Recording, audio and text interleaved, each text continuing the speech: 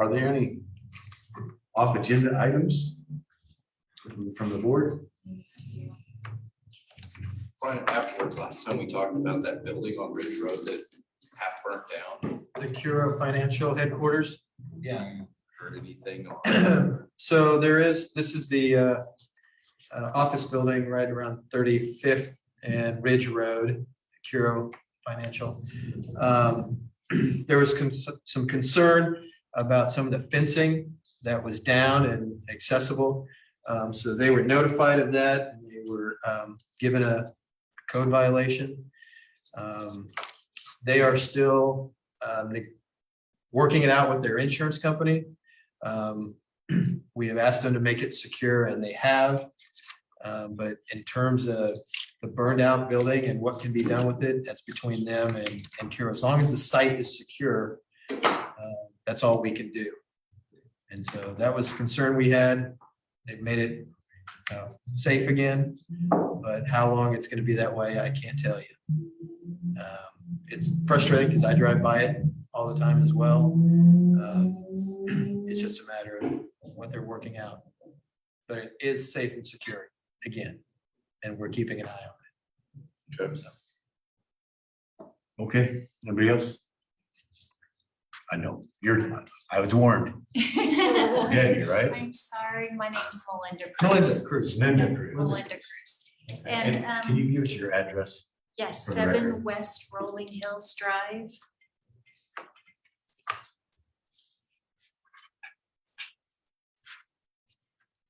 And my husband and I bought this home as a retirement. Do you want to home. come up here? Yep. Sorry about that. No, you're good. I'm not normally a speaker, so this is a big deal. Do well. We bought our house about 2.5 years ago, hoping that it was a retirement home. Little did we know that it had a drainage problem. First rain comes and we are, ankle deep in the garage. The whole front yard is like a lake out there.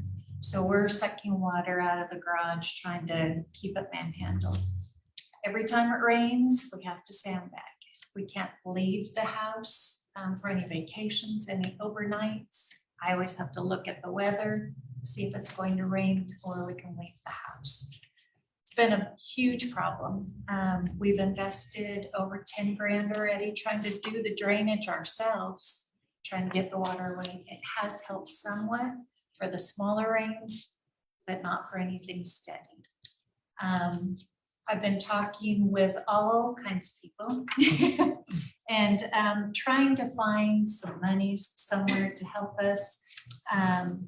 We've been with Gary Jansen and Sean Mellies. They're quoting us $140,000 to put in a drainage, which we have a creek behind the house. I can't afford $140,000.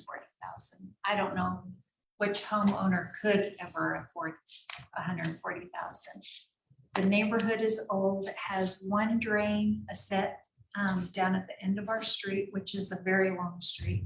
The 2 adjacent streets don't have any drains. So we all use those 2. My house is the low spot. When the drains aren't working properly, all that water comes back to the low spot. Can't live like this, so I'm asking for help. And that's my story. So I appreciate your time. I'm going to follow up and with Gary and Sean and of course the crime. So I appreciate it. She has been working with Gary and staff have kept me informed on it. It's a extremely unfortunate situation. The drainage is affecting only one house and it's theirs. Makes it very tough from a standpoint of getting, like what we normally do is a special assessment where all the neighbors that are affected by it would, pay into a repair. With it only her house, the neighbors don't have that same need. And where it is and how Gary is and staff are working on possible solutions. I was telling her, Gary's like a dog with a bone. He's going to continue to try to figure out what can be done. Don't know if the brick application that we have asked for federal government to help with flooding in Northwest would affect any of this. If we mitigate that flooding, it might lessen the impact that it has on her neighborhood. We don't know yet. That's what we're trying to figure out as well. But it's just a really unusual situation. And it's unfortunate that they didn't know this prior to buying it. It wasn't something that had to be disclosed on a for sale by owner. So buyer beware, right? Yeah. It's a key point, right? Yeah. It wasn't purchased from a Realtor, which would have identified. Identify the issue. Oh, man, that's tough. Yeah. So, yeah, we had no idea. And then the worst thing too is we've lived there not even 3 years. And my taxes have gone up 3 times. So I'm like, okay, I'm a taxpayer. I Yeah. have an issue. I'm at my wit's end. I've been reaching out to everybody and we've tried to take care of it, putting in the French drain, putting in a curbing over the driveway. So we did our due diligence. We're just, Yeah. 140 though. It was just way too much. What's your address again? 7 West Rolling Hills Drive.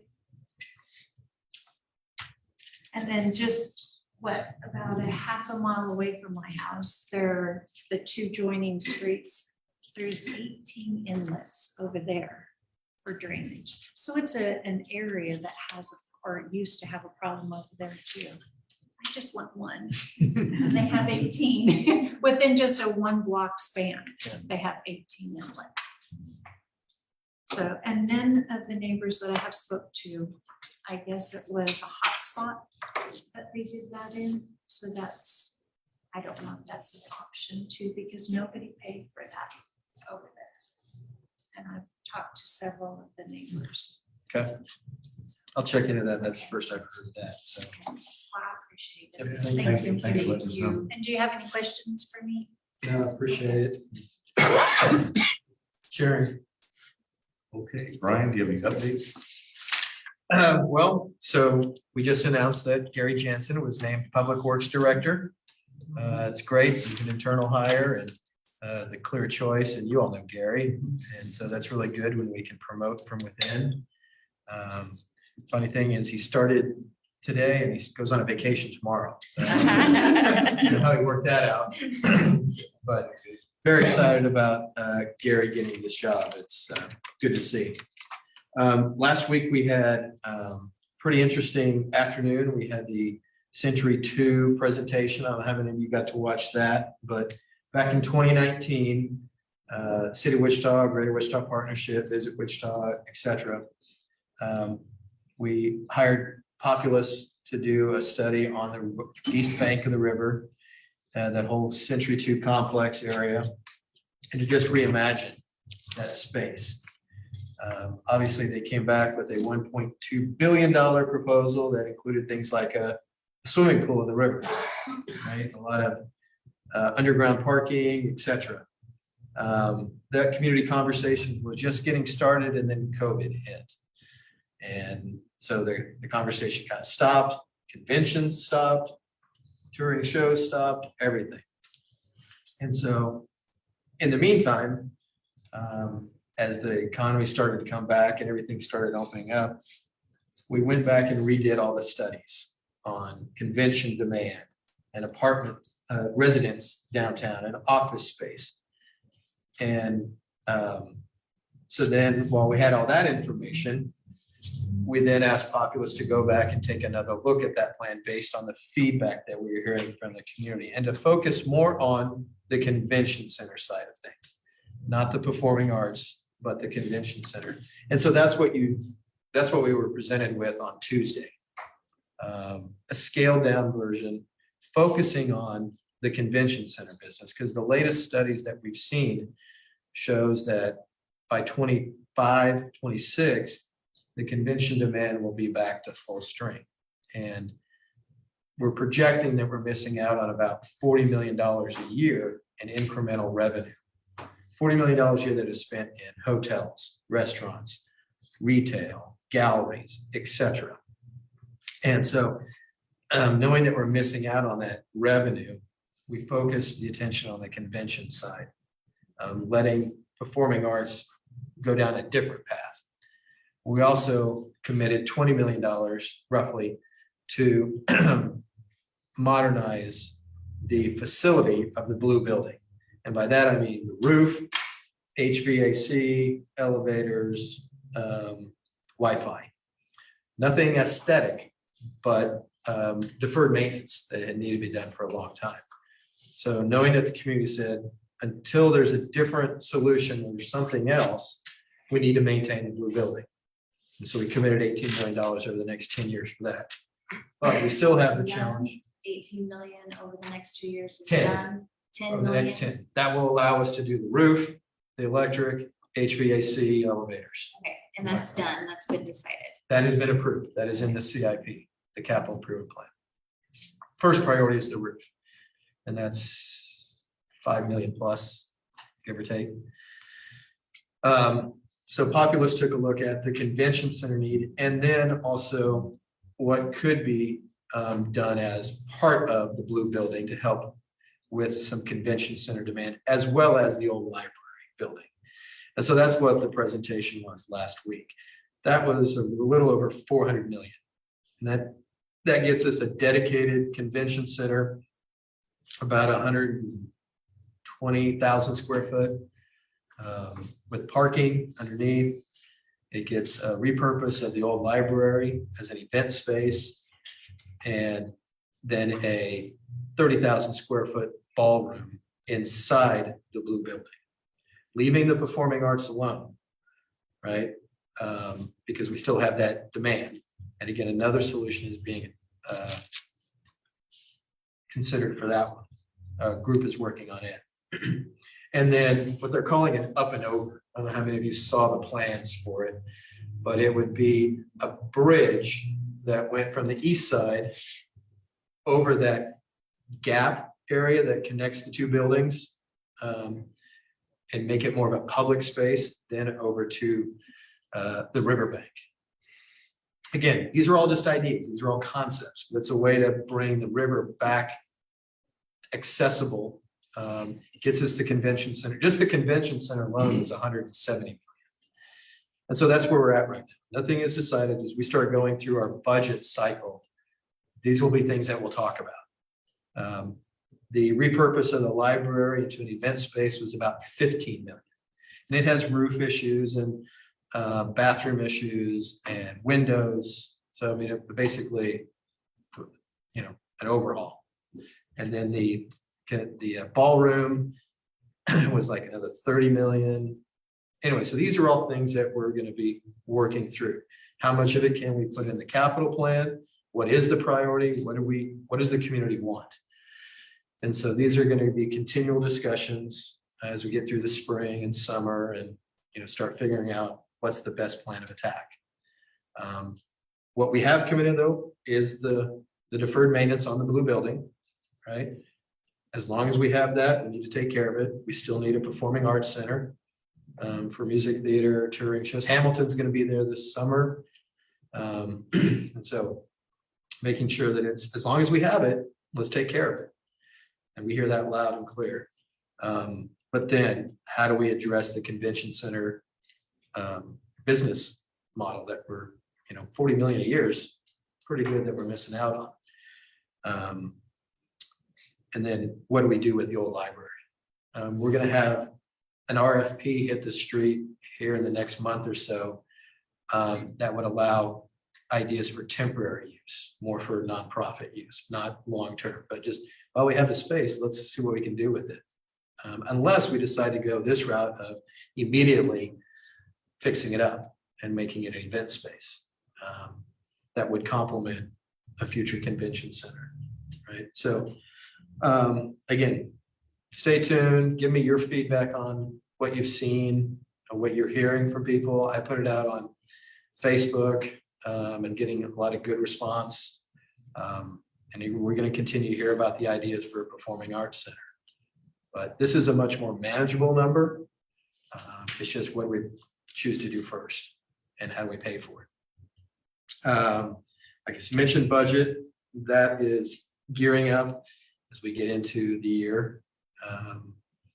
And then personally, I'd like to call your attention to a new event that's happening later this month called 316 Day. It's a partnership that we're doing with United Way to call attention to March 16th, which is also our area code. This is a way to utilize that day as a way to give back. And there's a lot of need for volunteers, donors, but why not use that day to highlight what's best about Wichita and giving back to the community? And so there will be from 10 a.m. to 2 p.m. at Century 2, 5 stations that you can go and, knock off 5 little public service projects real quick. But the whole idea is to get other people to do things, whether it's delivering Meals on Wheels or cleaning out a kennel at the Humane Society or, volunteering at your kid's school, right? Just as a day dedicated to Wichita. And so it's a new event. I think it's kind of fun. Encourage you to get involved and do it. And it's something that I'd seen a couple of years ago in another city and thought, man, why isn't Wichita taking advantage of 316? And so it's just something kind of fun to do. So I have some public works stuff, but I can save that for staff reports. So any questions or? How's 316 being publicized? Because I haven't heard anything about it. Right, we just launched it Thursday. And so right now United Way is promoting it, social media. There's been a few news stories on it. I don't know how else they're going to do it. It's, Less than 2 weeks away. yeah, I know, right? It's kind of. Should have been a long time before this. Yeah. We're working on it. Fortunately, there'll be a 316 next year and the year after and the year after. So we got to get started somehow. Yeah. Right. So.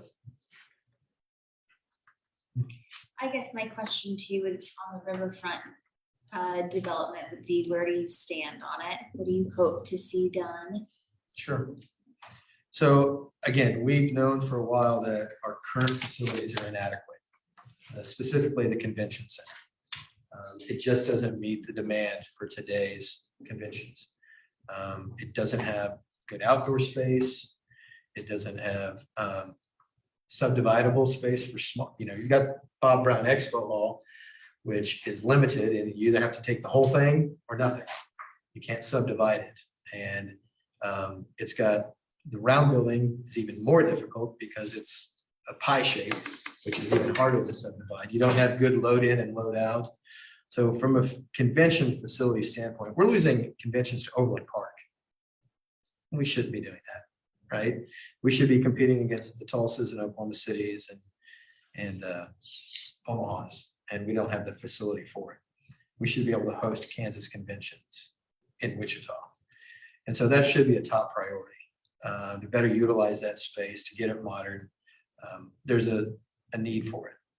And I think the business case makes sense. If we're missing out on 40 to 45 million a year and we can get a new convention center for 170, that's pretty good, quick payback. And it supports all those businesses that would be down there.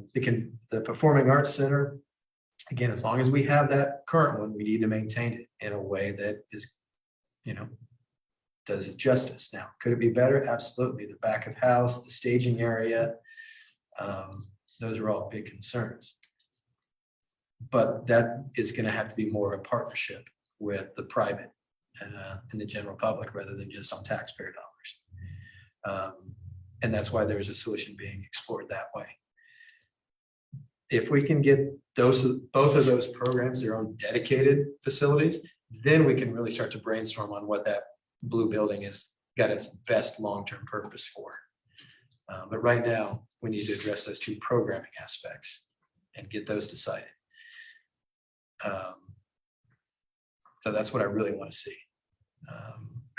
And then again, as we're seeing development along the river, making sure that we're utilizing the best public space, A. Price Woodard Park, along that east bank from the Hyatt to Douglas, that belongs to the public. We need to make sure we're doing something there that is quality, high quality. Continuing to see the development on the west bank with Riverfront Stadium and Metropolitan Baptist Church and all of that. we need to continue to hold those people accountable and make sure that they follow through on what they have promised as part of that. And if not, then we'll pull it back. Does the budgeting that was set out there for like the parks and then the pedestrian bridge that goes across, does that include the money that was already allocated towards that with the pedestrian bridge that was originally with the ballpark? So we did qualify for dollars from the Spark grant for the west bank of the river from the midpoint to Douglas. So we've got state dollars from ARPA to help with that. And then the Star Bond project for the stadium has money dedicated to that pedestrian bridge. So there is funding for it. Whether or not it's going to be enough funding, we haven't designed it yet, right? That's just concept. But there is funding dedicated for it. That answer? Yeah. Anybody? All right, thank you. Thank you, Brian. We will move on with the staff reports. Start with the fire department. I guess. February, alarm totals, 354 incidents, 9 of which were fire alarms. The average about 12 and a half alarms a day in your district. 246 of those were medicals. One fire that I want to speak about was on North Rainbow Lakes Road. I always give a safety talk when I talk about our fires. The guy had a deep fryer and a smoker in his garage. Somehow something happened. $350,000 later, his house burned down. So, it's always a good reminder when somebody else screws up. Like, oh, that could happen. So, anyways, that's all I have for that. What's going on in the fire department right now is we're getting ready to implement the grant that we received. It's called a SAFER grant. We're putting hired 42 extra people for this grant. And in this area, we will have truck companies that we didn't have before. So we got 2 new truck companies and we put an extra guy on each truck company, which a truck company does some specialized work as far as ventilation. What they do a lot of times, we have a good fire, they'll cut a hole in the roof. I think it's all that heat, all that smoke right out. If someone's in there, a lot of times they can survive if we get that hole cut quick enough. So that shortens our response time on truck companies. That being said, there's a lot of work going into right now to training 42 new people, because that's about 10% to our workforce. So a lot of training, a lot of gear outfitting, a lot of new radios, and a lot of less experienced firefighters. So it creates a lot of training work for us. And so you guys won't notice it because we'll have it ready, but that's something to be aware of what's going on. Any questions about any of that? That's really all I got for you guys tonight. Thank you. Appreciate it. Police report.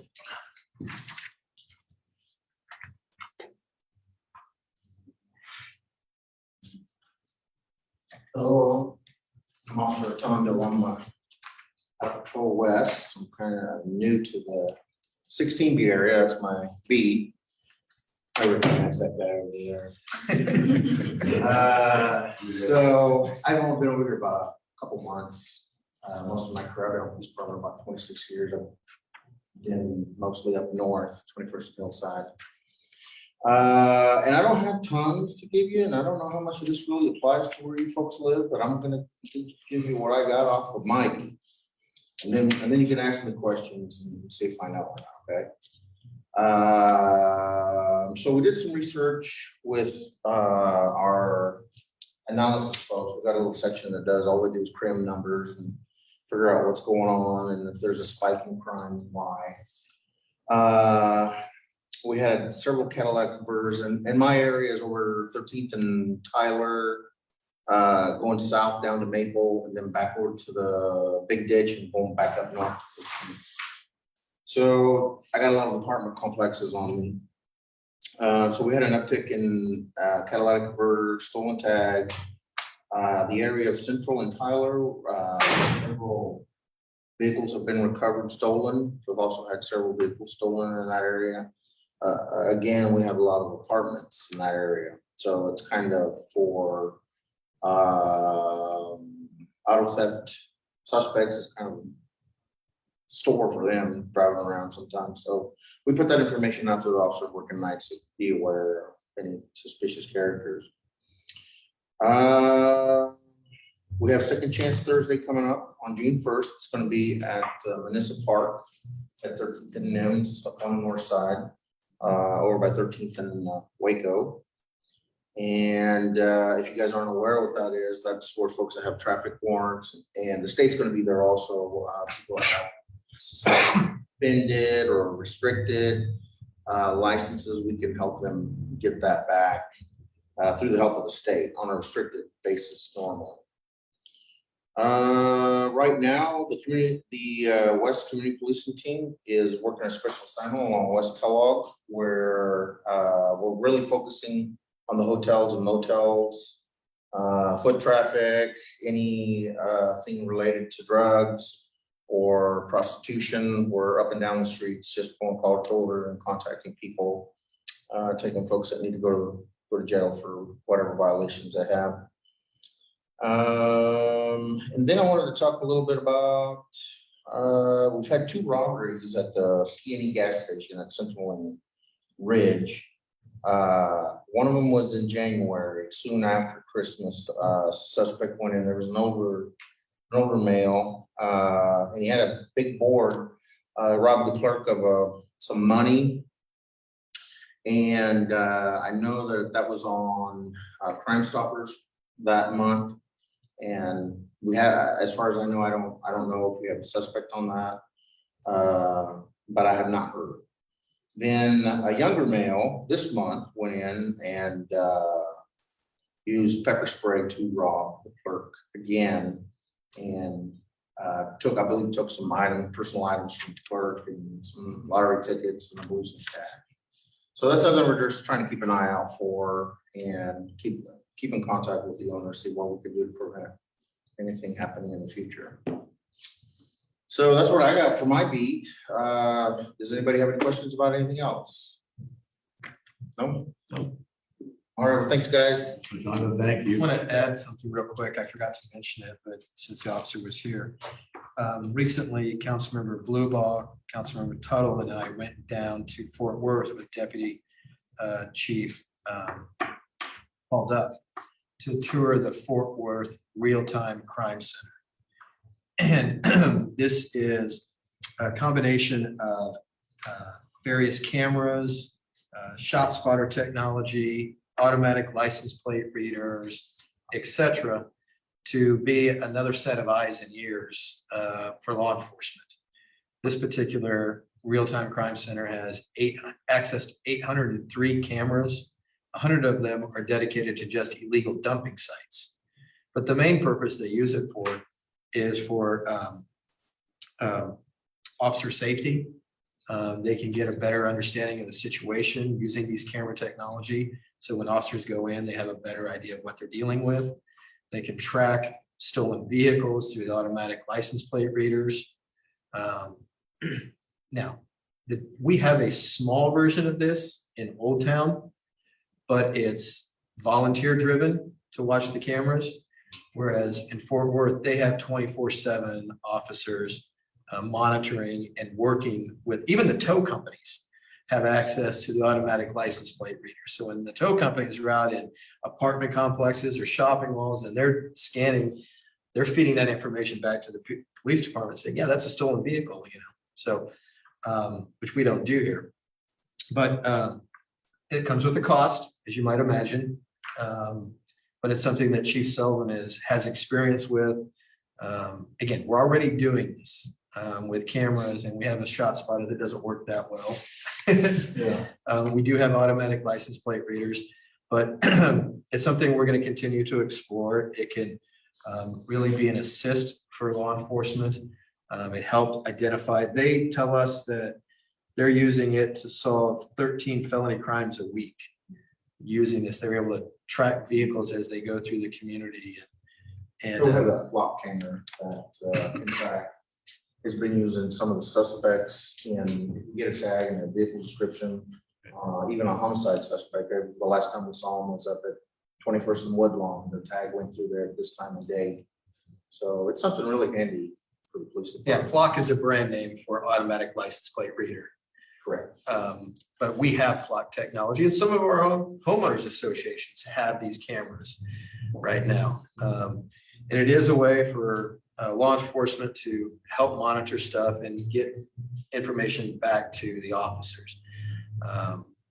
And then, so it's something that we're going to continue to look at, especially in a time when we've got 70 officers short right now. You know, this isn't designed to replace officers on the street. This is an assist for officers on the street. So that we have this technology, they can be better prepared going into situations and help identify where they need to be more than just radios. You can help keep an eye on them when they're chasing suspects too. So it's an addition, not a replacement. I want to be very clear about that. So you'll hear more about it. Again, it'll be part of our budgeting and going forward. The other opportunity with this particular program that we're talking about is that we can do it in partnership with Wichita State to have students be the monitors, and they're getting credit, they're learning the job as a way for their education and possible career. So it helps create that next generation of officer as a way for curriculum, et cetera. So it could be a very good partnership, which they're using, you know, retired officers and whoever they can hire for down in Fort Worth. So anyway, just wanted to add to that. Thank you, guys. Take care. Thank you. Thank you, Brian. Parks and Rec, Dave. How's everybody tonight? Very good. So yeah, David McGuire with Park and Recreation. So as far as our park maintenance and forestry, we're doing regular park maintenance activities, and I think last week or last time I reported on planting trees, we're still planting trees. We're about halfway through, so we're working hard on that. I was over at Botanica earlier in the week or in the last week, and they've planted 70,000 tulip bulbs. So the tulip bulbs are going to start blooming here pretty quick, April 1st to the 15th. So if you get a chance, go down and check out I think they call it Tulip Parade. That'll be pretty cool. The Great Plains Nature Center, if you got any kids that are interested in the outdoors, spring break camp is coming up. It's going to be called Bugging Out. So it should be a fun week of going out and finding different insects and all kinds of stuff every day of the week during spring break. The rec centers will also be having spring break camp. So if you got kids that just need a place to go and have fun, the rec centers will be doing spring break. Easter egg hunts coming up down at Watson Park, April 8th. You can go take the kids down, grandkids down. From 10 to 12, we'll be doing our Easter egg hunt. So that should be fun. Open Streets has really expanded this year. We've got Open Streets that's going to be held up at WSU in that neighborhood on April 15th coming up. Then at Nomar up on 21st Street, we're going to have another Open Street event. I think that's either April 30th or May 1st. I typed up this really nice set of notes tonight or today to bring.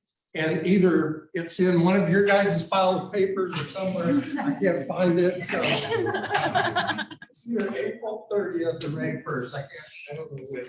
So, but I lost my piece of paper. You found it. Hey, that's it.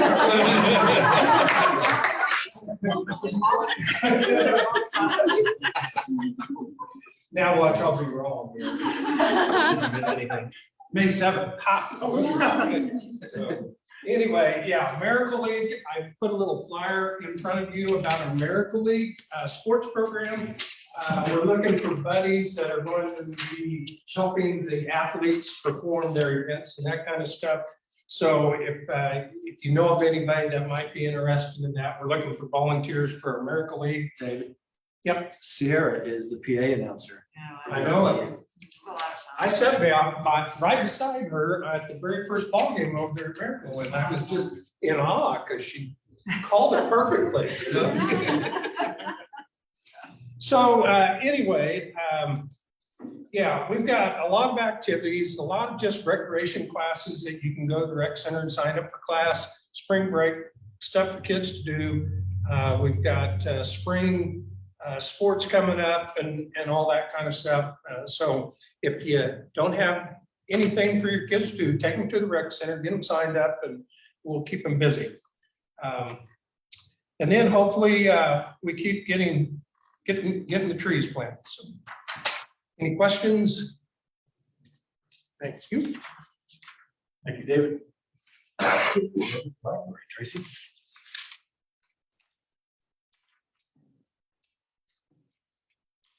Tracy Partridge, I'm the manager of the Westlake Branch Library, and as always, it is great to be here. The first thing that I want to remind you of, it is big read time. So that is when we try and get everybody in the community to read the same book and talk about it. And this year, that book is Can't We Talk About Something More Pleasant? Doesn't that sound like something that you want to read? And that is actually a graphic memoir by Ross Chast. She's actually a cartoonist. And it talks about her experience with her parents, actually their end of life times. And just all of the things that she experienced that I know that a lot of us can actually relate to. And eventually, honestly, we will be experiencing them as well. On Sunday, March 12th at 2 p.m. at our Advanced Learning Library, they're going to actually have the kickoff event. That event is always fabulous. And what's really exciting about that is that they are going to hand out free copies of the book. So if you don't already have a copy, if you haven't purchased your own, I have actually a physical copy and a digital copy. I do not know what I was thinking, but I have both. But you can get your own copy if you come to the kickoff event. And then what will happen is we will have lots of activities for the next 6 weeks throughout the community in order to just really celebrate this work and all that it offers in terms of talking about. So another thing that I wanted to mention is that we have another Passport location. So that's incredibly exciting. Our Evergreen location is actually now issuing passports. They actually started last Wednesday. Our Alfred Library was already doing it, but we're thrilled to offer a second location for that service. And you do have to make an appointment to actually do it. They do need at least 24 hours advance notice. They do actually offer it Monday through Thursday, noon to 6:30, and then Friday and Saturday, noon to 5. So pretty much every day of the week that they're open except for Sundays. So that's really cool. Now, another thing that we want to mention is actually the library is working to build awareness about the Affordable Connectivity Program, which is a Federal Communications Commission program. And the purpose of that is to help individuals who cannot afford broadband, and they need that actually in their homes in order to be able to do schoolwork, do work, etc. And there's an application process and criteria that you have to meet. And what's going to happen is a couple of our locations are going to be offering events where they will team up with an individual who needs it and actually helps them go through that application process. And that will happen at our Walters branch on March 8th, 15th, and 22nd from noon to 6 p.m. And then also it looks like our Evergreen Library on March 17th, 24th, and 31st from 1:30 to 5:30. And the final thing that I wanted to mention is that spring break is next week, which if you have children, many of you are already aware of this, or grandchildren. And so during that time, the library has a lot more school age programs during the week because there's people that actually attend them. And some of the things that we're doing at Westlink is we're doing a bubble experiments program that's for ages 6 to 8. That is on Wednesday at 2:30. So if you have any 6 to 8-year-olds who really like bubbles and want to learn all about them, please bring them. And then another thing that we're doing is on Thursday, March 16th at 2:30 for 9 to 11-year-olds. There's this really cool book series called Who Was, Who Is, What Was. And it's about all of these individuals who have lived, individuals who are currently living, fascinating places around the world. And basically what we're going to do is we're going to do a trivia show where the kids actually get to participate in those trivia games and win prizes. So if you have any 9 to 11-year-olds, it is time. Okay, and then those are just a few of the activities we're offering. Obviously, you can go to wichitalibrary.org to see a full schedule. And I'm not going to even ask if you have questions because we're going to have a fabulous presentation by the Ask questions, ask questions. Well, and I don't know, is this win or do we have one more We staff have one more. presentation? Okay. Public Works, So no Public Works from staff, but I just have a couple things I want to update everyone on. As season turns, road construction starts. So Maze Road from Central to 21st is going to get the overlay, where we fill in all the cracks. We already did that. Now we come back in and get the nice smooth surface. So when we look at the main arterials in the district, we've done Maple, we've done Central, we've done 13th, we've done 21st, we've done Ridge, we've done Tyler. It's time for Maze. So that one I get a lot of complaints about, so that'll get done this spring. So North Junction, the northbound I-135 to southbound 235, the big ramp that's getting built right now, that is progressing fantastic. It's gonna open this year, maybe as early as this fall, but most likely fourth quarter with rain and so forth. But I think we can all be excited about that. You saw what happened with 235 in Kellogg when that ramp got put in. And just imagine this one. So all of us that have to go through that right now. Out here, 21st Street, we've talked about this, using the shoulder width to make it 3 lanes. That's going to start this spring as well. That shouldn't take very long. So that's good progress. Tomorrow, we hopefully approve the design for 135th from Central to 13th. Now, that's not going to get done until 25, but we're making progress.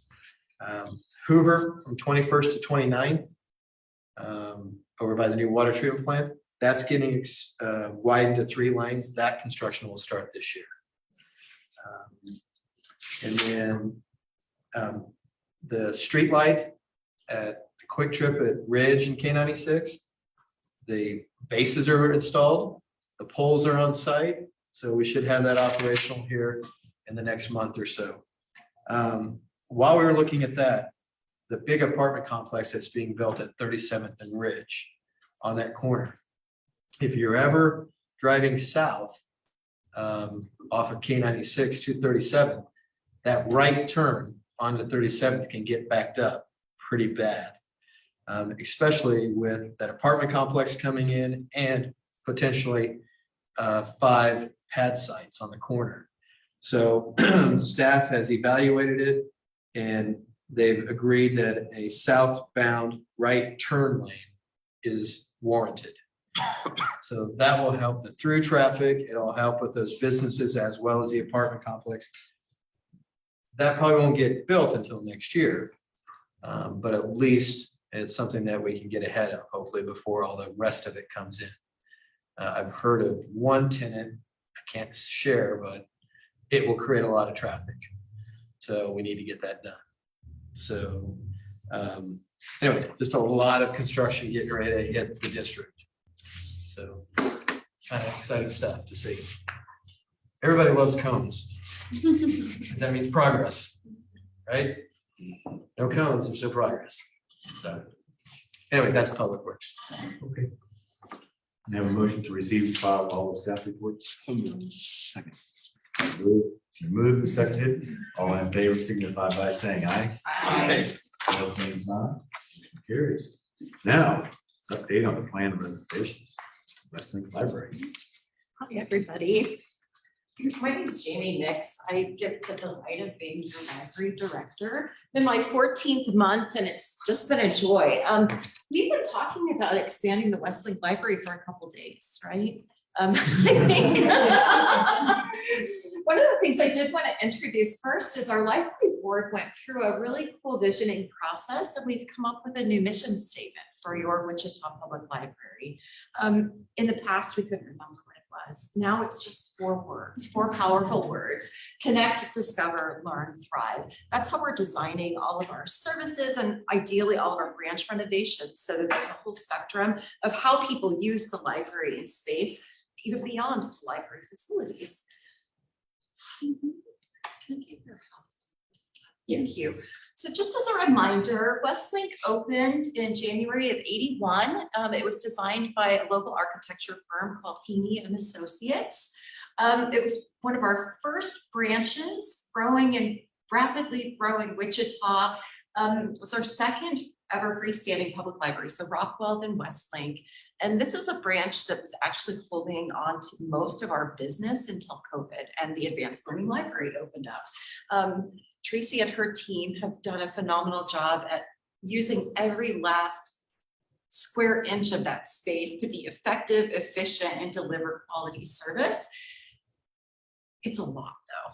So just before COVID, because our service has been totally disrupted by COVID, we had to shut our doors, which means people weren't able to access collections. We were able to stand up curbside service, which is now a permanent service at the Westlink branch based on individuals' interests. We're still trying to welcome people back.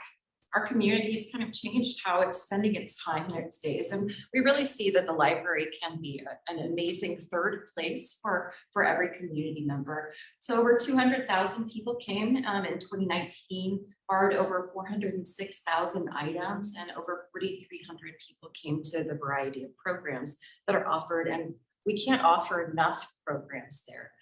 The meeting room for Storytime, we could probably be offering them every hour and it'd be jam-packed. So we have some capacity issues in our current footprint. I think in the 2019, the library board and city council approved a master plan for expanding and remodeling and modernizing our branch library locations. And we're in the midst of that. So our advanced learning library stood up and it's very, very popular. It's really a great destination place. Our Walters branch opened in 2021 and the Evergreen branch finished its remodel just this last year. So we're getting ready to do the rest of the branches, starting with Westlink. And this is the biggest one for us. In the master plan, identified 4 real areas of program emphasis. So we need to care for our kids and families. Technology access was an identified need, as well as programming to support lifelong learning and collections to help people learn for their entire lives. And then reading for pleasure. This is what Westlink community really loves. I think 86% of our surveyed residents, they come to the library to get the good stuff to read. And we need more space to do that. So the building is going to be doubling in size. And we're just at the beginning of our programming process. So with the master plan, we did some look and research and studies, deep studies to see what's needed, feasibly, what can we afford, what is that going to be? The end of 2022, we actually re-looked at that because there's been a lot of change since then. A lot of construction changes, a lot of service changes, even in libraries. We know that there are a lot of conveniences that need to be programmed in, and we've learned a lot of really important lessons through COVID. We don't ever want to shut our doors, right? Let's go ahead and go to the next slide. So one of the things we're going to be doing in the early part of May, we've tentatively scheduled a date. We have a couple of dependencies that we need to work through, but in early May, we'll be moving ourselves to a temporary location at Ridge and Central. Thank you. We'll be located conveniently between a nail salon and a dog grooming station. Tracy's really excited about that. It's gonna be loud. But we found an adequate space for us to be able to bring as much of the collection for access while we're remodeling. So we took the approach to actually move out of this space so that we can be as timely about it, just rip the Band-Aid off, get it done without having to explain to people why there's dust on all the books and why concrete's being trenched while you're trying to study for a test. So we've set some hours. It's a little bit limited than what's going on now, but we do hope that Westlink's and District 5's residents will visit any of our library locations. So the Evergreen branch is just up the street. This is the draft schematic for the expanded building. So we're intending to use as much land that we're on currently as possible. And we'll be engaging in some conversations with our next door neighbor, Ascension Lutheran. One of the things at the bottom here, you'll see significant meeting room space. Whereas right now, it's just in the upper right-hand corner where our meeting room is, and probably a third of it's taken up by our raised floor for a puppet show. So we've got significantly more public meeting space that can be flexible. We'll have ways to make 4 rooms or 1 large room. We've actually usurped the existing meeting room space for staff workroom. This branch has been handling so many materials. If you've ever seen the staff and their carts and the computers and how they're managing efficiently, we need to save them and their muscles. I remember working at Wesleyan back in '97. I think I cried on the first day of summer reading because I was drowning in books. But we're looking at introducing an automated material handling machine, like what's at the Advanced Learning Library. So we'll be leveraging technology to do the hard work of checking in and sorting, and then the staff will take it from there. What's kind of interesting about this, we learned in the process a little nugget of information. In getting the price tag for an automated material handling system, we found that a third of the cost was to outfit it for barcode scanning, which is old technology. So our council was very kind and provided the library with about $450,000 in technology innovation funds. So we're converting our entire library system to RFID technology, which means that you can take a stack of books, put it on a pad, it's automatically checked out. You put a stack of books automatically on a pad, it's checked in. So it's going to save not only our staff, but our customers time. We were calculating, you all, if you wanted to check out 5 books, it might take about 15 seconds to check them out. It'll take 5 seconds in theory with the RFID technology.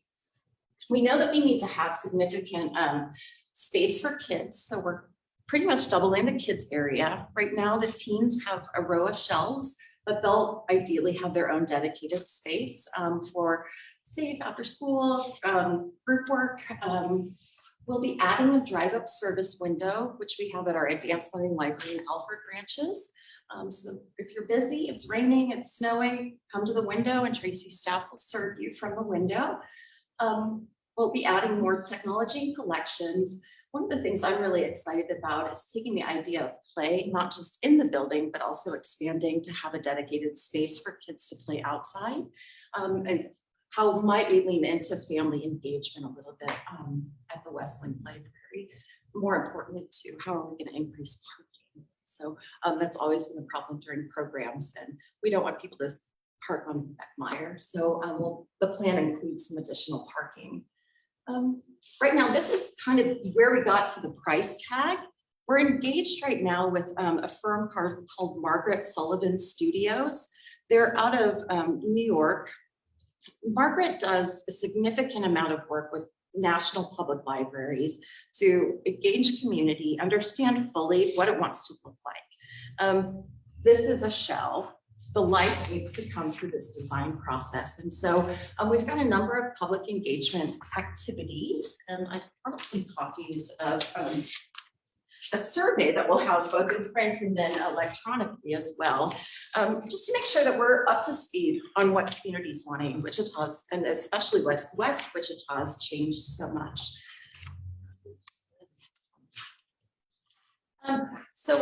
And then I guess 14th and 15th, surprisingly, that's just next week. Can't believe it. We're going to have 4 distinct community engagement opportunities. We'll be taking advantage of a couple of the spring break programming. So at Family Story Time, Margaret and her team will be running a couple of activities and question sessions to make sure that we're caring for the needs of littles and their parents. We've got the bubble program that Tracy was mentioning. We'll be building some community engagement around that. So we know for 6 to 8-year-olds and their parents, exactly what does that space and that play want to look like.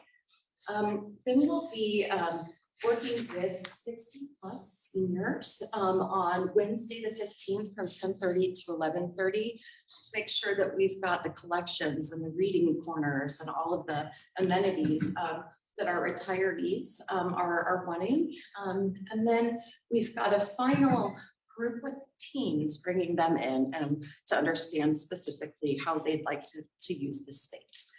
So these events will gather a lot of community input that Margaret's team will then synthesize in addition to all the feedback that we get from the surveys. And we'll be sending this out through a lot of our social media and library promotions and communications nodes. Just to gather as much input as we can so that we can then really fine tune into the final book that then gets handed over to architects to build. So we're in the design phase, and ideally we'll be completed with that by May, end of May.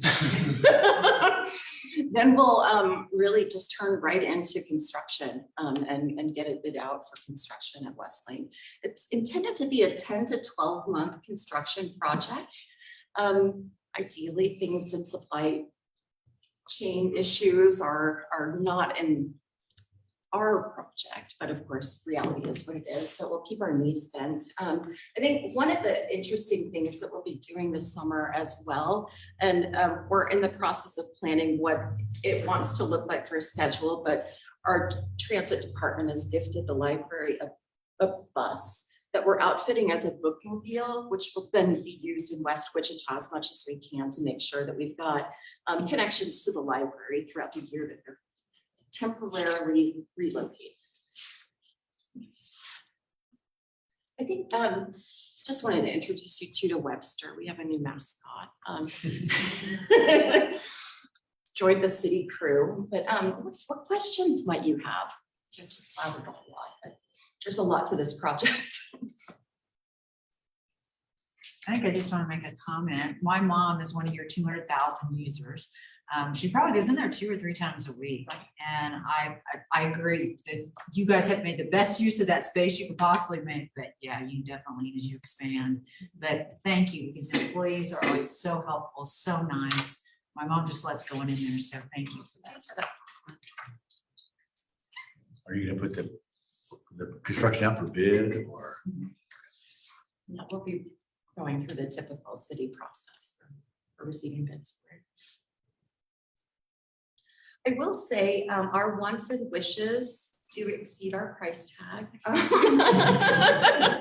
So there is going to be a little bit of a funding gap, and we're really fortunate that the city in the last CIP process increased the project funds for this based on inflation and the realities of construction costs. But our Wichita Public Library Foundation will have some more information coming soon for how our community can support kind of that margin of excellence for making sure that when we get into the Wesleyan building, it's as amazing as you all deserve. Yeah, I think we've talked about this site. There's a lot of equity in the location of Wesleyan Library and with the ability to expand on the site, the partnership with Ascension Lutheran Church. This way we can put the money back toward the facility instead of land acquisition. Everybody knows where Westlake Branch is, and so there was a lot of there to keep it. Certainly the growing pain of having to temporarily relocate, but it'll make a lot better for staff and customers, not having to put up with the construction zone. So again, keep your fingers crossed with supply chain. And again, like Jamie mentioned, Wichita Public Library Foundation has been very supportive of all ICT, the Advanced Learning Library. And again, with other branches, with the library branch, when she mentioned Walters and Evergreen, after this, it goes to Rockwell. Wesleyan will be doing 3 projects pretty close at the same time. Alfred, Angelo, and Rockwell will be the last 3 to get remodeled. And all of the lessons that we've learned from the Advanced Learning Library and then the expansion of this building will help kind of smooth the course for those. Yeah, so this was something obviously that we started right after we finished all ICT and wanted to address the rest of the branches. And we want to get Westlink back up to where it was before all ICT was finished. be the #1 location again. Maybe this will do it. So, Thank you, Jimmy. thank you. Thanks, Dave. Last thing on our agenda is the Wichita Parking and Marketing Global. Mike?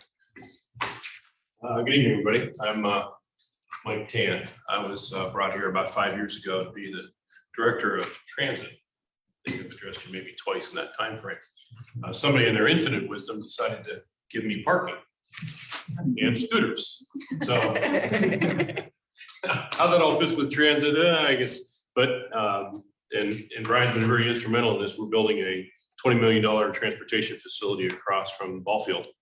And that'll have almost 500 parking spaces in a 24/7 facility that'll have bikes and scooters and buses and cars and charging for electric vehicles and all these things that we want to try to start to mobilize that. So because everybody else is busy tonight making presentations to other DAPs, they gave it to me to do. So I got handed a 27-slide PowerPoint presentation, which obviously was made up by a consultant because it doesn't take me 27 pages to say anything, quite frankly. But I'll skip around. And what I want to really touch on is it says it's a parking plan. It's not really it's a plan to get to plans, because downtown Wichita in probably the last 10 to 15 years has just changed dramatically. I live downtown, and you see where things have been programmed, baseball fields have been built, the discussion about Century 2, the hotels that are there. There's so many things that are, and the apartment complexes like I live in at 225 Sycamore, they're all things that are going to bring a lot of people to downtown Wichita. And for many, many years, like a lot of downtowns, your parking were old garages and empty areas where buildings used to be that they tore down, didn't have a building to replace it, so it just became a parking lot. So when you look at, there's actually in the planning department, there's a picture from 1936, an aerial picture of downtown Wichita. And there's no parking anywhere. There were very little cars, but there were buildings everywhere. And then when you start looking at that and seeing where there was a building, but now there's a flat lot, how those things are going to change. Now we have the DO school that's going in downtown. That's getting programmed more. There's a lot of developments being discussed. There's people that are down there that are working. Now, much like Brian said, and Jamie mentioned as well too, COVID just blew us all apart. So this plan that is put together, which is again, a plan to get to plans, actually started in 2018. And it was really start to figure out how and why we're going to develop parking, because if you've been downtown, you see how old those meters are. There's not many things in Wichita that are as old as me, but those meters are pretty darn close. That still take nickels and dimes, and there's no credit card application for it. They don't even make them anymore. So Public Works is actually, when we get rid of meters, they take the old meters and they're just putting them together. There's two guys in the basement of City Hall that probably don't see the light of day for 40 hours a week, and they're taking parts off of those. So there's a huge, huge problem. And now we've got, of course, interest has been down there for a while. But as more things come in, it's going to take away the parking, especially the surface lots. And then the garages are getting old, and those need to be refurbished. Elevators cost money. Maintaining them costs money. Lighting them costs money. Security costs money. So, and people still want to, if they're coming down for an event, even though we'd love for them to stay and use the queue and go to Old Town and do things, when an event's over at 11 o'clock at night, people want to go home. And to get in and out of a garage when that garage is full is very, very hard. So this plan is not meant to say this is how we're going to deal with that, and this is how we're going to deal with this. Because we do see this as a dynamic, ever-changing, it's really meant to say, okay, here's what we can do with pilots to discover how do we get rid of our parking meters and go to something like you see in some of your major cities where you're using an app to park. Century 2 is now going to an app. We took all the meters out of the parking lot we didn't, Century 2 paid to get it out. But they're going to an app. So when you go to anything at Century 2 now, you don't have to feed the meter. All you have to do is just go on an app, pay for parking, you're all set to go. So these are the areas that we're trying to get to. So just as an overview, again, this study was started in 2018 by the parking administrator, who's now the head of planning for the city and for the county. But we started that in 2018. So a lot of the data that you see in the pages and whatnot came from 18. You got to throw out 20 and 21 because of COVID. And even now it's different. There's more people that are working remotely. So that has to be taken into consideration is when the peaks and valleys are. 5 years from now, that work remote may not be there, but the reality today is there's a lot of people that may never come back down to work in the offices. Fidelity Bank built their new garage that's there. Intrust has, so there's a lot of private entities that are there too, but the city is responsible for, again, when things are at the events at Intrust, and what it's baseball games and those things, as parking goes away, we have to figure out how we can make it so that it's easy to come in, park, go to your event and leave. And that's what we're sort of trying to get to with this plan to plan. Let's go to the next one, too, with my query. These are the areas that were talked about when they were discussed so you have Delano there in the yellow, you have the immediate Century 2 area that is over there, then you have the upper area around Intrust of Old Town, you have district up there to the north, but those are the areas that we're concentrated on. And you'll see in your packet that it shows the number of parking spaces that are in those areas. So there's a lot of parking spaces. There's over 8,000, I believe, that are just in the city inventory. And then of course you have the private sector too. So there's thousands upon thousands. Now, I don't think anybody would ever believe that if you just said how many spaces are in downtown Wichita, because they're like all over the place. And you get into certain areas, you've got a building in between. How would you know that that's there?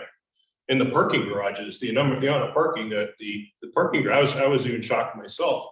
The parking garage it's on the corner of William and Emporia is almost 700 parking spaces. But even during the NCAA tournament back in 2018, it was at less than 35% capacity because people's propensity is not to go to a garage. They want to go to a parking lot where they can get in and get out. It's difficult to get in and out of parking garage. So if there's going to be other parking garages built, they have to improve to get people to be able to get in and getting it out. So, and that's literally a stone's throw from Intrust Arena. That's a little strange that it would only be at 35% during an NCAA basketball tournament that close. If it was 3 blocks away or 4 blocks away, yes. But I think it's this mentality that we need to, and we're not directing people to parking either. Unless you access the downtown Wichita, there's no signs that say, here's where you can park, here's how much it's going to cost, and there's how many spaces that are there. And we need to get to those types of things so that it's easy for people, because not everybody is familiar with downtown. It's much like our transit system. There's not a lot of people that are probably in this room that use our transit system. And a lot of people look at it and say, God, it's so confusing.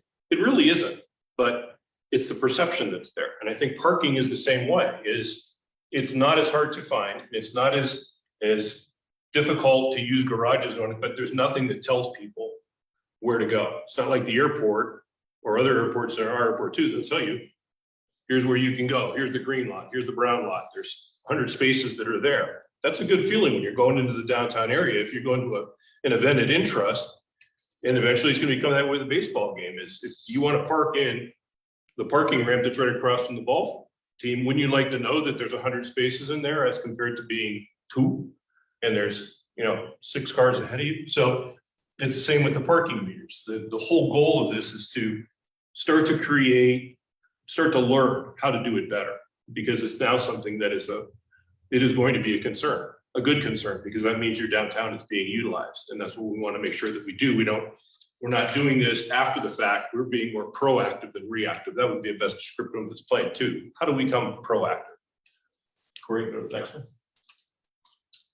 So the group has spent a lot of time speaking to a lot of, as you can see, there was a steering committee, your district advisory board, the other district advisory board, then the transportation board, downtown Wichita have all endorsed this plan as they've seen it. Endorsed it as in, we feel that you feel that it should be something that's taken to city council sometime in a few weeks for them to endorse it so that we can start those plans and those pilots and those things that would help improve parking.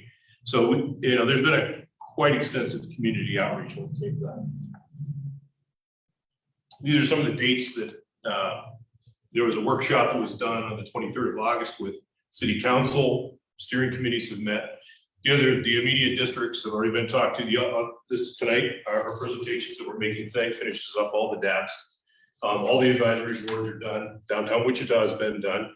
And then the adoption hearing, that's going to be moved out just because we started to run out of time and the amount of boards and whatnot. We want to make sure this was communicated to everybody. Even you may not live or work in that area, but we felt it was important to get the information out because at some point in time, everybody's going downtown to do something. So to talk about what the goals were is again, was the importance of parking management. When you have a bunch of parking and you're not using it, you don't really have to manage anything.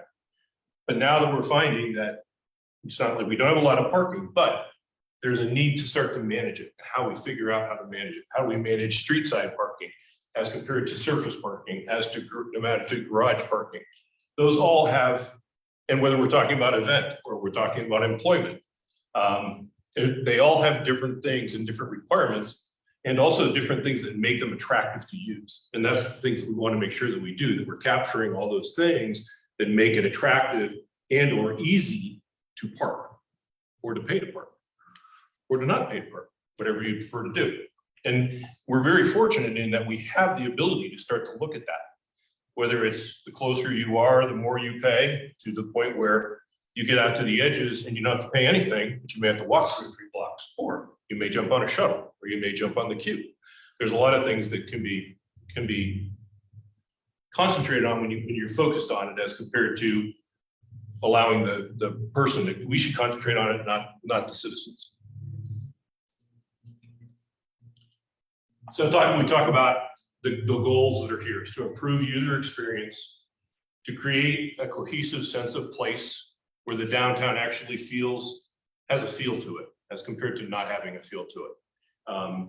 It enhances the economic viability and vibrancy. We want businesses to be able to people to come down and to use the businesses that are there, whether they're restaurants or if they're Intrust or Century 2 or the baseball team, whatever that is, or Old Town. That's the purpose of it, is to make it easier for people to do that, because that's the goal, is everybody would love to go downtown, spend their money, have a good time, not feel stressed about, oh, I have to park so far away and what time of night it is and those types of things. You don't have to worry about that. And that's what we're hoping this plan does. And then of course, we want to ensure that the parking and the multimodal fund, which can help fund those improvements to the parking areas, continues to be self-sufficient. And of course, during COVID, things like that took a tremendous hit because people weren't going downtown, but we're now coming out of that. So this is the ideal time to maximize these things because, again, we're not staring down the barrel of nobody being downtown and nobody working downtown. It's now starting to get programmed back up again. So we want that to become, because we can fix and repair, and those costs to maintain can be staggering. Because the more you use it, the more, I don't say the more it breaks down, but during COVID, nobody was using elevators in the parking garages. Now at the DO school, there's those elevators, we need to make sure that they work good, because that's another thing that people want to do. They want to feel safe and secure. So some of the challenges that they looked at is Wichita is in transformation in terms of development, transportation behaviors, as we know. The need to support this transportation and to demonstrate the value of city curb space and parking assets. And also right now, as we've talked, the parking supply far exceeds demand in aggregate in all areas, but does have hotspots at certain times, which would be, let's say there's a big concert, or there's areas that there's a cluster of people that are working and there's not enough spaces in that particular area. Because the walkability side of what we're trying to create here is that there's a lot of places that can park them maybe 2 blocks away, but people don't feel comfortable doing that. So how do we create those walkable spaces? One of the things we're doing with the multimodal center that we're building is, and we can do this, is we're going to apply for grant money that allows for pathways to that, because you can build a tremendous facility here, but if you're here and you can't get to it safely and securely, well lit at night, nice wide sidewalks with curb cuts. What good is it?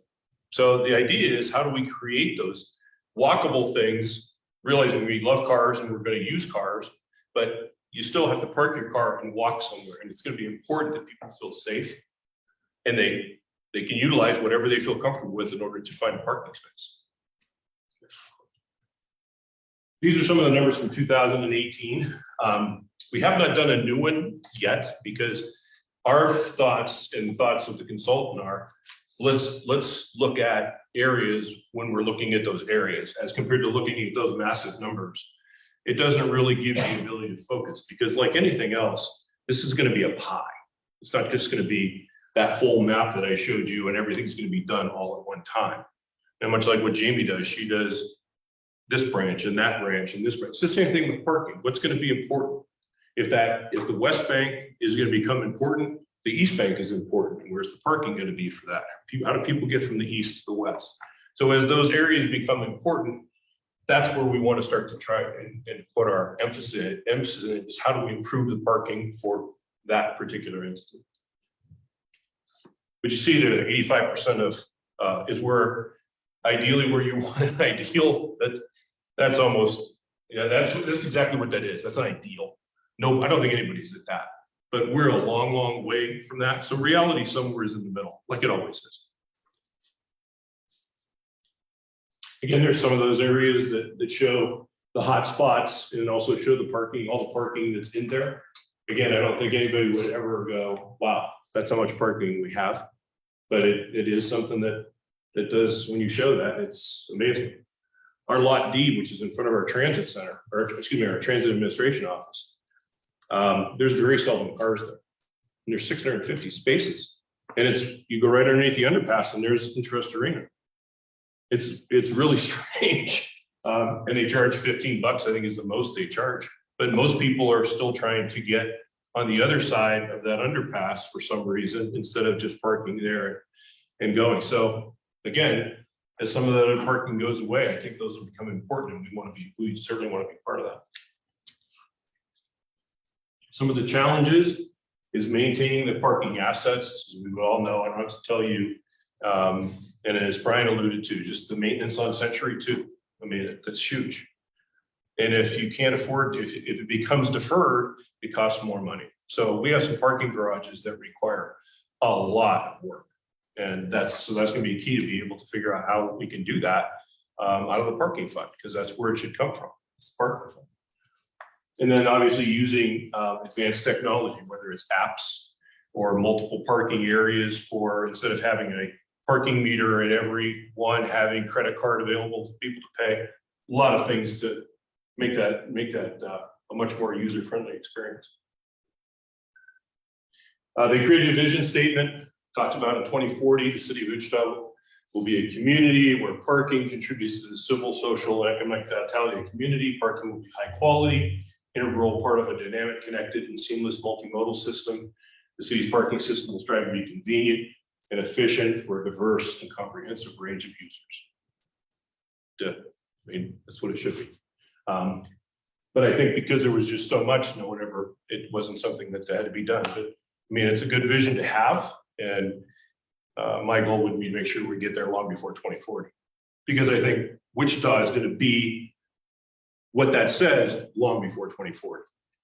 It may be 2025 or 2026 when we're at that point. So how do we get some of the directive going by looking at what this plan can be?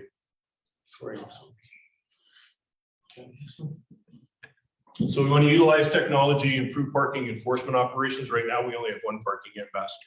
He works Monday through Friday, 8 to 5. So it doesn't take anybody long to figure out. And you've got 8,000 spaces, let's say, and you've got one person that's covering it. And I realize that parking enforcement is a very touchy subject, but that creates turnover in certain areas if people think that they're going to get a ticket if they're not feeding the meter, or if they're not paying on the app, or whatever it may be. That is painful, but in high areas where you want that turnover, enforcement is sort of an important thing. But how do you balance that? And that's the key. How do you balance enforcement with getting the turnover that you want? And that's going to be a learned experience for everybody in Wichita.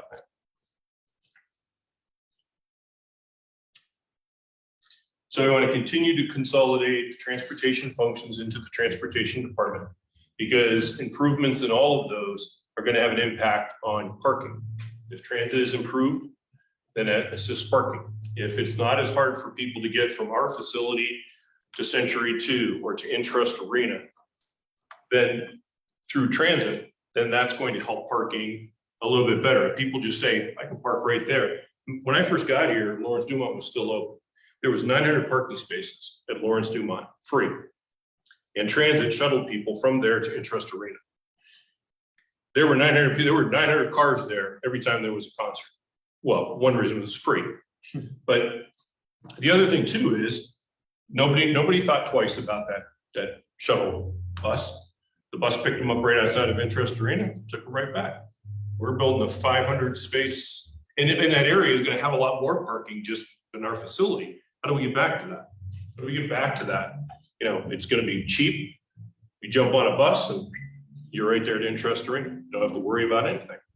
We need to get back to some of that. So it is like back to the future from that standpoint. We want to improve cost recovery. As things get older, they become more expensive to maintain. You got to figure out how to balance new with existing, repair as compared to replace.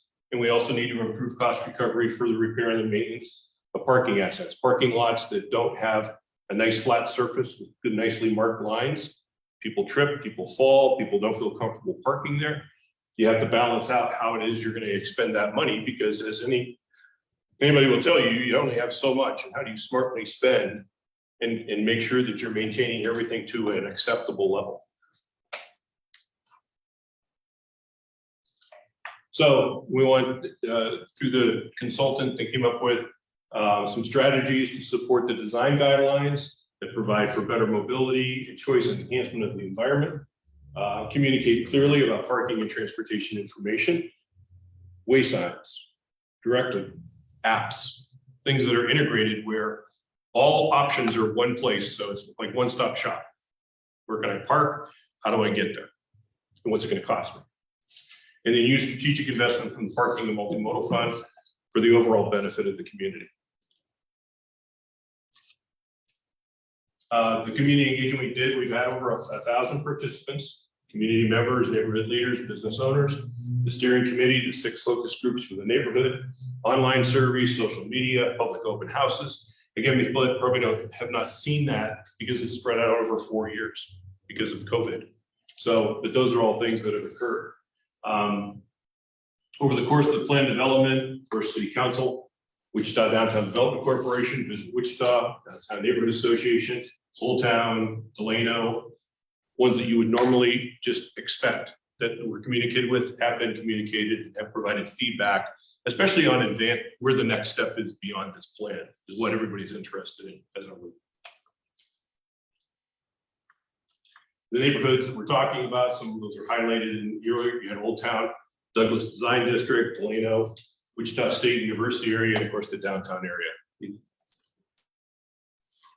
Online surveys, the results of those. You can see most of, when you talk about what people use the downtown for, the vast majority of that is entertainment. So that's going to drive where other cities it may be different. It may be employment in some other cities. So with it being entertainment, not that the other ones aren't as important, but that has to be a focus of how the systems are utilized, because the vast majority of our citizens view what the downtown area is as being what they use it for is entertainment. There's public open houses with the typical feedbacks that came back from those as far as how the community provided feedback. And the key themes that came through that were invest more in the physical parking infrastructure, invest more in multimodal options, consider parking strategies to support new development, and leverage technology to improve the user experience and make parking easier and more pleasant. And if we probably asked everybody in this room, that's exactly what they would say as well too. So right now, we're finalizing the plans to take them to City Council. If you're so fortunate to say that you endorse us being able to do that. Steering committee, the advisory boards, the transportation advisory board, all those ones have all done that. And that's where we stand right now with that. And that's it. Does anybody have any questions for me? Yeah, That's 27 pages by Mike Dan on a PowerPoint presentation.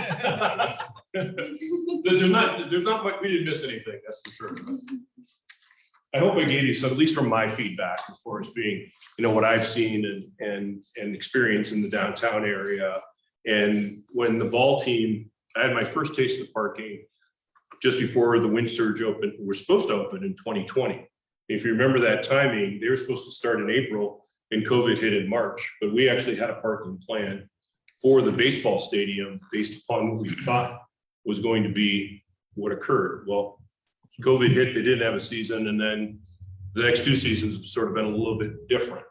And then there's been some other parking dynamics that have come into play, but to me, it demonstrated, and now you see Riverfest coming back again. And you have people that are coming in, and now there's concerts back at Intrust Arena. Century 2 is now being programmed again with COVID stuff. So there's a lot of things that need to be talked about in the community. And I think, again, this gives us an opportunity to start those conversations at the levels that the community feels comfortable with. And that's really where we need to be, is how do we start the conversation, and how do we make sure that city council is receiving that feedback in a way that they can make decisions to improve what it is that we have, whether it's the technology that we have, because like anything else, it costs money to do that. But when you're expending that out of a well-funded or a funded parking fund, it gives you the ability to do that stuff. So we're excited about where it could go. I mean, we have a couple NCAA tournaments coming in the next 4 or 5 years. We would like to be really prepared, and I'd love to see that parking garage be more than 35% full, but it also be a good experience for the people that are using it. Before we get to questions, I just want to, a couple of things. One, you have to really feel good about your city staff. We have 2 prime examples here, 3, I include Tracy. But with Jamie and Mike leading library and transit, feel really good about the department leaders that we have, because they're doing amazing jobs. Very forward thinking and helping us get to the next level of where we need to be as a city. So thank you both for your presentations. This is not an isolated project. It's also in tandem with our downtown streets. Looking at the direction and the flow, we have a lot of one-way streets, right? That's confusing for visitors. It's confusing for natives sometimes too. But how those downtown streets address parking as well, and what streets do we allow parking in addition to the lots, right? We're also evaluating all of our signage. We just approved that contract. If you remember, and you've seen these wayfinding signs that we have downtown that are just really, they were dated when they were installed, right? They got the squiggly lines and some are really faded. They're destination centric. Those all have to be redone. And so we're working on that at the same time as these 2 projects. We've got a couple of major projects that are going to happen downtown. The Wichita Biomedical Center. This is the KU Wichita State Medical Education and Research Facility. 3,000 people are supposed to be able to use this facility. Think how that's going to affect downtown in parking and traffic. We already mentioned the convention center, right? And what that could have an impact on it. So we're trying to get ahead of all these things. And I think the key thing that we have to remember in all this, and Mike talked about it when he was talking about the lot in front of the Transit Administration building, how no one parks there. We have to make all of our parking great to walk in, right? So that you feel safe and secure, that it's well lit, that it's got wide sidewalks, that it's, no raised curbs to fall over, right? If you make it great to walk in, all of these transportation issues fall into place, because then people feel like they don't, that they're more secure, right? And so as downtown continues to develop and expand and we get more visitors and more people living downtown, we got to get all these things working together at the same time. And parking is certainly one of them. So it's important that we get ahead of it. And again, some of these parking garages are woefully outdated. We don't have a lot of facilities where the parking garage is underneath and then the stuff is built on top. You go to places like Nashville and Kansas City and Austin, you're seeing a lot more of that and making use of the limited space, because an empty lot is an economic development opportunity, right? That we could build a new office building, a new apartment, more affordable housing, right? But we have to get outside of just thinking that we need a vacant lot next to it, right? Start to utilize this space more efficiently. So just a couple of comments for you to think about as you are thinking about questions to ask. I think one thing too, and Brian touched on that, is the investment that we would love in the downtown is private investment. And at one point in time, you had the state office building, and I still hear that, they still refer to the state office building. Or they still call it the state office garage. They're all gone. And that was the public sector. By creating proactive and active parking and transportation, the private sector comes in and they build their buildings. And tax dollars are created, and that's what you want. You want to use whether it's transportation or parking or mobility or street design. It's meant to facilitate private investment because that benefits all of us. It's private money, and it's also, and just since we announced that we were moving from our transit center and building our new one, the amount of interest, now they call me, which it's not, that's up to the city manager and Brian and city council to determine how to sell that building. But I think there's a lot of latent interest in certain property that is down in the downtown area. And the private sector is going to be, if I'm going to build an office building and I'm going to bring my employees down here, how are they going to get to work? Not necessarily, am I going to have a parking garage next door, but how do I get to work? If I got an electric car and the guy is a Tesla, can I park it in the multimodal center and charge it all day and jump on a bus and it takes me right to my front door where I work? Let's say I work in Cargill. Of course, that's what we want to become. But I think the key is private sector investment in creating models in all of our transportation modes, and parking, even though it's not transportation, but it is transportation. Because it's serving a transportation entity, a vehicle. How do we maximize that so that the community benefits as a whole? Any other questions for Mike? I do have a quick one. I'm sorry, I'll be fast because it might be super stupid. But at what point do we say, okay, we've met with all of these groups, we have the perfect parking plan, let's do it.